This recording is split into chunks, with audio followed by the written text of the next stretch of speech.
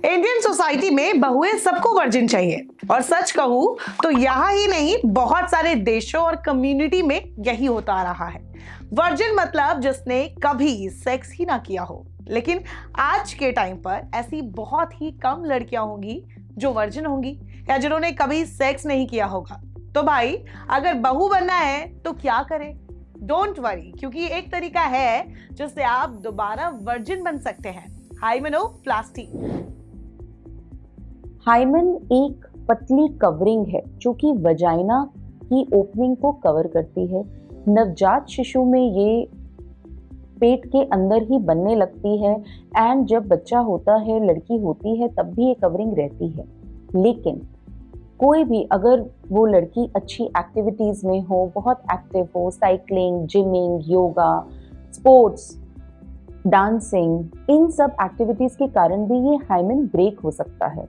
तो ऐसा जरूरी नहीं है कि अगर किसी लड़की का हाइमन नहीं है तो वो वर्जिन नहीं है।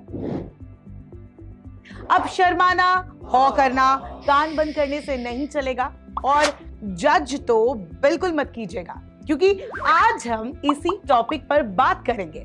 इसे मेडिकल टर्म में कहते हैं हाइमेनोप्लास्टी। तो चलिए जानते हैं हाइमेनोप्लास्टी का पूरा सच। नॉर्मली हाइमन ब्रेक होने के टाइम पे हल्की सी ब्लीडिंग होती है, लेकिन ऐसा जरूरी नहीं है। बहुत फीमेल्स में वो ब्लीडिंग पता भी नहीं लगती है।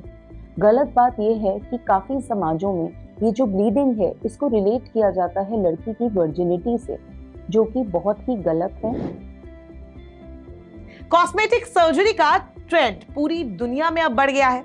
इसी में एक सर्जरी है हाइमेनोप्लास्टी सर्जरी, जिससे आप अपनी वर्जिनिटी वापस हासिल कर सकते हैं। स्पेशली महिलाओं के लिए है ये सर्जरी।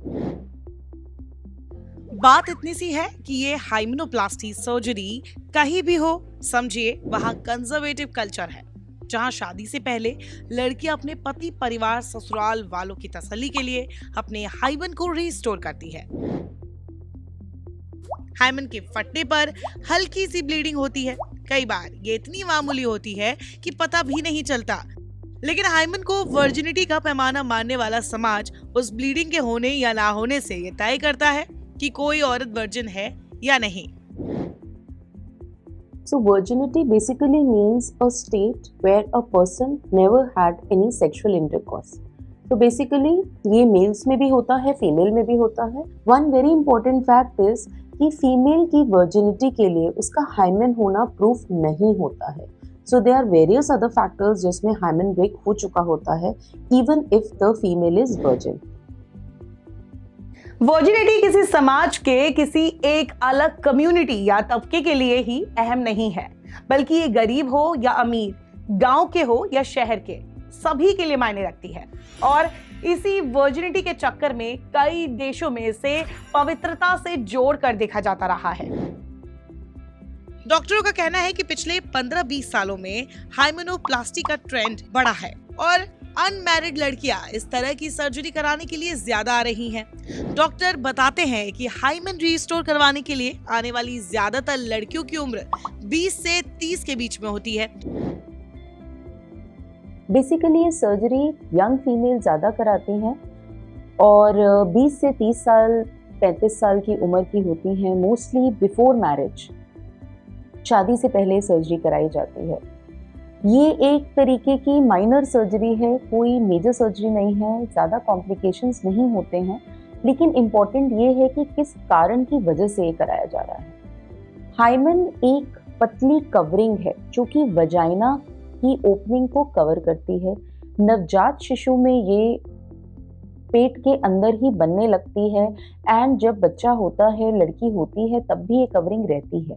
लेकिन कोई भी अगर वो लड़की अच्छी एक्टिविटीज में हो, बहुत एक्टिव हो, cycling, gymming, yoga, sports, dancing, इन सब एक्टिविटीज के कारण भी ये हाइमन ब्रेक हो सकता है। तो ऐसा जरूरी नहीं है कि अगर किसी लड़की का हाइमन नहीं है तो वो वर्जिन नहीं है। इस सर्जरी के लिए एक गरीब से लेकर अमीर परिवार तक की बेटियां आ सकती है। इनमें से कुछ कॉन्फिडेंट होती है, कुछ समाज और परिवार के प्रेशर में होती है। कुछ डर से आती है तो कुछ अपनी खुशी से आती है। ये लड़कियां पहले डॉक्टर से मिलकर सर्जरी को लेकर तसल्ली करती है।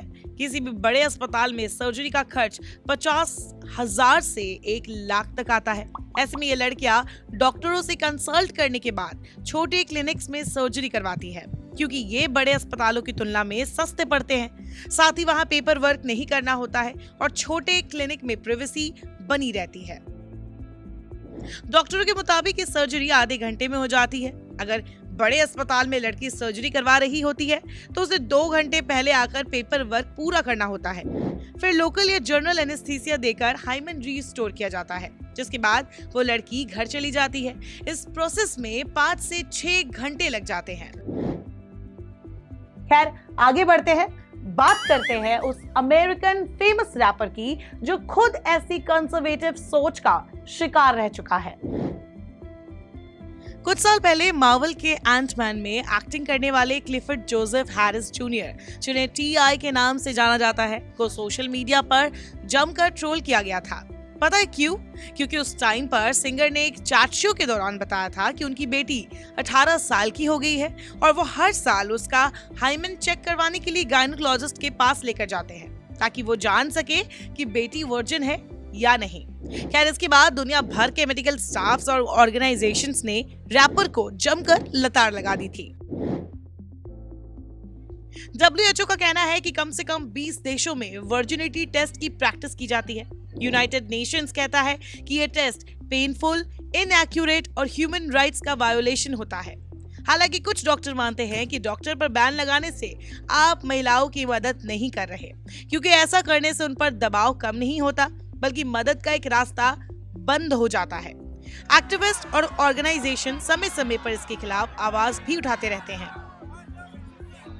Iranian and Kurdish womens right organisation की एग्जीक्यूटिव डायरेक्टर डायना नामी ने भी हाइमेनोप्लास्टी को बैन करने की मांग की है। वो कहती है जो लड़की ये सर्जरी करवाती है वो डायरेक्टली या इनडायरेक्टली दबाव में ही होती है। अब अगर आप कहेंगे कि ये सब बॉस इंडिया में ही होता है, जहां औरतें अपनी कुंवारी होने का सबूत देने के लिए मजबूर हो जाती है। बाहर की कंट्रीज को देखो, यूएसए, यूके जैसी जगहों पर ऐसा नहीं होता, तो आप बिल्कुल गलत है। यूके में तो इसी साल कानून पास करके इस सर्जरी को बैन करते हुए बाकायदा नियम लागू किए गए हैं। फ्रांस में भी इसे बैन करने को लेकर कई ऑर्गेनाइजेशन सालों से आवाज उठा रहे हैं। खैर, हाइमेनोप्लास्टी को बैन करने की मांग करने वालों की एक दलील सही भी है, महिलाओं की फिक्र। इसी तरह की सोच ने ही महिलाओं के लिए एक बाजार तैयार किया है, जहां आपको शादी की पहली रात के लिए इंटरनेट पर वजाइना ब्लड या कैप्सूल भी बिकते हुए मिल जाएंगे। और ये प्रचलन की वजह से ये सर्जरी सही नहीं है। अगर इस रीजन की वजह से कराई जा रही है, कितनी जगह तो इसको बैन करने के लिए भी बात किया जा रहा है। कुछ कंडीशंस में ये सर्जरी का रिक्वायरमेंट है और वो पेशेंट के अपने पर्सनल रीजन की वजह से होना चाहिए। ये कारण नहीं होना चाहिए कि सर्जरी कराने का रीजन ये बने कि वो लड़की को वर्जिन बनाने के लिए वो सर्जरी कराई जाए। ये बहुत ही पुरानी सोच है और इसको हमें बदलना चाहिए। कुछ लोग ऐसी ही झूठ की बुनियाद पर लोगों की जेबें भर रहे हैं। गूगल पर एक बार आप बस हाइमन लिख कर देखें, आप पाएंगे कि सोशल मीडिया और सर्च वॉल हाइमन रिपेयर की एडवर्टीजमेंट से भर गया है। हाइमेनोप्लास्टी सर्जरी क्या है, ये कैसे होता है, ये सब तो जान लिया। अब चलिए डॉक्टर स्वाति से जानते हैं कि हाइमेनोप्लास्टी करवाने के बाद आखिरकार कौन सी सावधानियां रखनी चाहिए। पोस्ट ऑप केयर मतलब कि सर्जरी के बाद कुछ चीज़ों का ध्यान रखना होता है, हाइजीन मेंटेन करना होता है, कोई हैवी वेट नहीं उठाना होता, कोई सेक्सुअल एक्टिविटी नहीं होनी चाहिए 6 हफ्ते तक। एंड दूसरी चीज़ इम्पॉर्टेंट है कि डिस्चार्ज के टाइम पे हम बेसिक मेडिसिन देते हैं, एंटीबायोटिक्स देते हैं।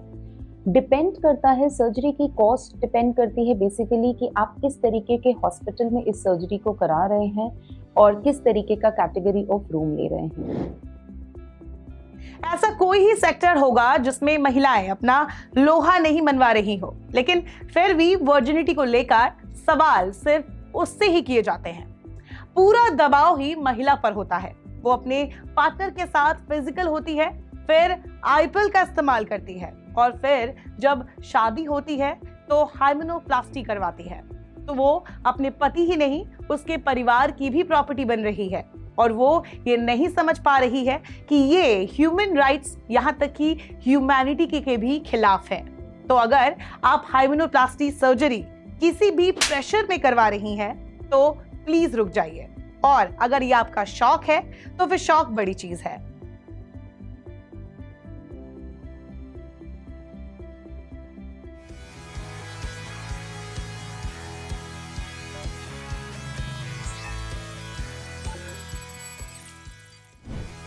इस शो का बस एक ही मकसद है, break the taboo and make you aware. इसलिए अगर आपको हमारा ये वीडियो अच्छा लगा हो तो इसे लाइक करें, और अगर आपके मन में कोई भी सवाल है तो हमारी मेल आईडी n24such@gmail.com पर सेंड करें।